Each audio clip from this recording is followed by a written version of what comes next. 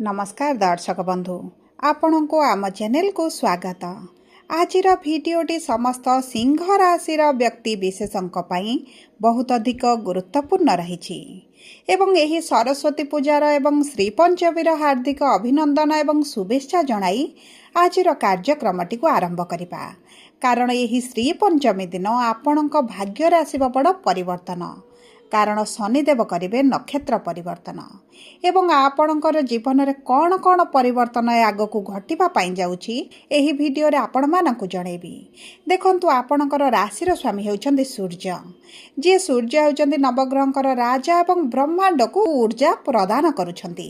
किंतु समस्या हेउछि सूर्यंकर पुत्र शनि पाखरे। कारण शनि सूर्यंक सहित शत्रुता संपर्क रखिथांती एवं उभयंकर विचारधारा मध्य भिन्न होइथाए। शनि आपण को जो नम्रता शिखाती, झुकवा शिखाती, नईवा शिखाती, सेठारे सूर्य यह सब जिनिस गुड़ी को टलरेट करते। तेणुक उभयों मध्य आपणकर शत्रुतार भावना रही है। देखु कलिजुगे आपणकर टंका पावर एवं संपत्ति हूँ सबुठारु बड़ ताकत। तेणुक आपण पाखरे जदि यही तीनोटी जिनिस ना तेज आपन को कहीं पचारे मानबेनि कि आपन को सम्मान देवेनि।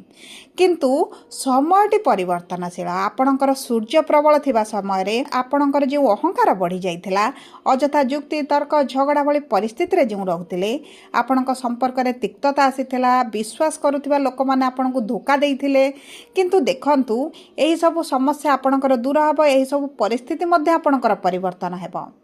कारण शनि जेहेतु प्रबल हेबे, विशेष भाव में यही सरस्वती पूजा दिन जनवरी मास 23 तारिख दिन निज नक्षत्र को जेतेबेले प्रवेश करेंगे, उत्तर भाद्रपद नक्षत्र को, सेतेबेले आपणकर जीवन में निश्चित भाव में बड़ परिवर्तन आसिबो। आपणकर भैल्यू बढ़ी जीवो, आपण को लोक सम्मान करबा आरंभ करेंगे। ता पूर्व देखंतु आपणकर जदि कर्म क्षेत्र में आपणकर शत्रु बढ़ी जाइछन्ती, आपणक विषय आलोचना करूछन्ती, विरुद्ध रे राजनीति करूछन्ती, आपण वर्तमान समालोचना पात्र बनि जाइछन्ती, आपणकर टेंशन रोचे कार्य को नहीं, परिवार को नहीं, तेबे जानतु आपणकर शनि मजबूत होगा लगी। देखंतु शनि आपणकर राशि षष्ठ एवं सप्तम भावर स्वामी होइथांती एवं आपणकर अष्टम गृह रे विराजमान करिसेंती, जहा फल आपणकर ऋणटी बढ़ी जाइथिला, आपण करजिया हो जाइथिले, आपणक कर्म क्षेत्र रे समस्या आसुथिला, संतान परिवार जीवन साथी सहित मध्य आपणकर संपर्क मधुर रही नथिला एवं किछि सिंह राशि व्यक्ति माने मध्य एमिति संपर्क रे आसिछन्ती जहाकु समाज स्वीकार मध्य करे नाही। किंतु देखंतु आपणकर अहंकार बलरु आपण सेही सब परिस्थिति रु बाहर को बाहरी पारु नथिले। किंतु एही जे विपरीत परिस्थिति आपणकर चलीछि, एही सरस्वती पूजा ठारु हेबाकु जाउछि, सेतिरे बड़ परिवर्तन आपण आसीबाकु जाउछन्ती एही सब परिस्थिति रु बाहर को। किंतु आग को आपणक नक्षत्र अनुଯାयी किपरि प्रभाव पड़िबो, केउ क्षेत्र रे प्रभाव पड़िबो, कोन रहिछि प्रतिकार, ताहा जानिबा पूर्वरु जदि आपणकर सिंह राशि होइथाय तेबे कमेंट बॉक्स रे जय जगन्नाथ जय मां लक्ष्मी अवश्य लिखि दियंतु। ता सहित आम सह जोगाजोग करिबा पई वीडियोर मध्य भाग रे एक व्हाट्सएप नंबर टिए दिया जाइछि, जो नंबर साहाय्य रे आपण आम सह जोगाजोग करी निजर नूतन कुंडली प्रस्तुत करि परिबे, कुंडली विश्लेषण कराई परिबे, किंबा आपणकर चाकरी, विवाह, व्यवसाय, प्रेम संपर्क, शिक्षा, स्वास्थ्य, संतान को नहीं किछि समस्या रही ताहार सहज एवं स्वल्प मूल्य समाधान करें। से आपण आम सह भिडियो शेष पर्यंत जोड़ी हो रुहतु। देखंतु दर्शक बंधु, अष्टम गृह रे शनि जेतेबेले आपणकर विराजमान करिसेंती एवं अष्टम गृह जेतु आयुर भाव, परिवर्तन भाव, आपणकर जे सब जिनिस छड़ाई निया जाइथिला, आपणकर जीवन रु चली जाइथिला, सेही सब पुनर्बार आसीबार मध्य जोग बोली मध्य एही गृह को कहा जाय थाए। जेतेबेले शनि निज नक्षत्र रे प्रवेश करिवे, आपणकर अष्टम भावटी बलवान हेबो। ता सहित जेहेतु षष्ठ एवं सप्तम भावर स्वामी, तेणुक यही षष्ठ सप्तम गृह मध्य आपणकर बलवान होइजिवो, माने एक्टिव होइजिवो। देखंतु निज नक्षत्र रे प्रवेश करिवे माने हर्ष नामक विपरीत राजयोग आपणकर बनाइबे। कारण षष्ठ गृहर स्वामी जेतेबेले अष्टम रे रुहंती, सेतेबेले विपरीत राजयोग बनि थाए। तेणुक सरस्वती पूजा ठारू आपणकर सर्वप्रथम परिवर्तन हेउछि, आपण जो प्रथभ्रष्ट होइथिले, आपण द्वंद्व रे रहिथिले, संदेह रे रहुथिले, जानि पारु नथिले चाकरी रे किबा व्यवसाय रे कोन करिवे, किमिति आगु को बढ़िबे, किभଳି अधिक अर्थ रोजगार करिवे, ସେହି ସବୁ କ୍ଷେତ୍ରରେ ଆସିବ ବଡ଼ ପରିବର୍ତ୍ତନ। ଆପଣ ନିଜ ଚାକିରିରେ ନିଜ ବ୍ୟବସାୟରେ ସମ୍ପୂର୍ଣ୍ଣ ମନୋଯୋଗ ଦେବା ସହିତ ଆପଣଙ୍କ କର୍ମକ୍ଷେତ୍ରରେ ବଢ଼ୋତ୍ତି ଆପଣଙ୍କର ଦେଖାଯିବ। ଯଦି ଆପଣଙ୍କର କିଛି ଗଣ୍ଡଗୋଳ ଝଗଡ଼ା କାନୁନି କେସ୍ କିମ୍ବା କିଛି ଚକ୍ରବ୍ୟୁହରେ ଆପଣଙ୍କ ସହିତ ସାଜିଶ କରାଯାଇକି କିଛି କୌଣସି କାର୍ଯ୍ୟରେ ଫସା ଯାଉଥିଲା, ସେଥିରୁ ଆପଣ ବାହାରକୁ ବାହାରିବା ଆରମ୍ଭ କରିବେ। ଦେଖନ୍ତୁ, ଶନି ଆପଣଙ୍କର ଧନର ଭାବକୁ ଯେହେତୁ ଦୃଷ୍ଟି ଦେଉଛନ୍ତି, ତେଣୁକରି ଆପଣ କିଭଳି ଅଧିକ ଅର୍ଥ ରୋଜଗାର କରିବେ ସେ ବିଷୟରେ ଆପଣ ଚିନ୍ତା କରିବେ। ନୂତନ ବ୍ୟବସାୟ ଆରମ୍ଭ କରିପାରନ୍ତି କିମ୍ବା ଯେଉଁ କାର୍ଯ୍ୟ ଆପଣଙ୍କର ଅଧାରେ ରହିଯାଇଥିଲା ସେହି କାର୍ଯ୍ୟକୁ ମଧ୍ୟ ଆପଣ ପୁନର୍ବାର ଆରମ୍ଭ କରିପାରନ୍ତି। ଏବଂ ଦେଖନ୍ତୁ, ଶନିଙ୍କର ପ୍ରବଳ ହେବାଟି ଆପଣଙ୍କ ରାଶିରେ ସବୁଠାରୁ ଅତି ଉତ୍ତମ ସମୟ ରହିବ ଆପଣଙ୍କର ଭବିଷ୍ୟତକୁ ସଜାଡ଼ିବା ପାଇଁ। ତା ସହିତ ଦେଖନ୍ତୁ, ଆପଣଙ୍କ ଜୀବନରେ ଏହି ସମୟ ପରେ ଆପଣ କିଛି ଏମିତି ଲୋକଙ୍କୁ ଭେଟିବେ ଯେ ଆପଣଙ୍କ କର୍ମକ୍ଷେତ୍ରରେ ଆପଣଙ୍କୁ କିଭଳି ଆଗକୁ ବଢ଼ିବେ ସେ ବିଷୟରେ ସଲାହ ଦେବେ, ସେ ବିଷୟରେ ଆପଣଙ୍କୁ ଉପଦେଶ ମଧ୍ୟ ଦେବେ। ତା ସହିତ କିଛି ବଡ଼ ବଡ଼ ଲୋକଙ୍କ ସହିତ ମଧ୍ୟ ଆପଣଙ୍କର ଚିହ୍ନା ପରିଚିତ ମଧ୍ୟ ବୃଦ୍ଧି ଘଟିବ। ଯେଉଁ କାରଣରୁ ଆପଣଙ୍କର କର୍ମକ୍ଷେତ୍ରରେ ଯେଉଁ ସବୁ ବାଧା ଆସୁଛି ତାହା ମଧ୍ୟ ଆପଣଙ୍କର ଦୂର ହୋଇଯିବ। ଦେଖନ୍ତୁ, ଆପଣଙ୍କ ଜୀବନର କିଛି ସମ୍ପର୍କ ମଧ୍ୟ ଆପଣଙ୍କର କଟିଯିବ।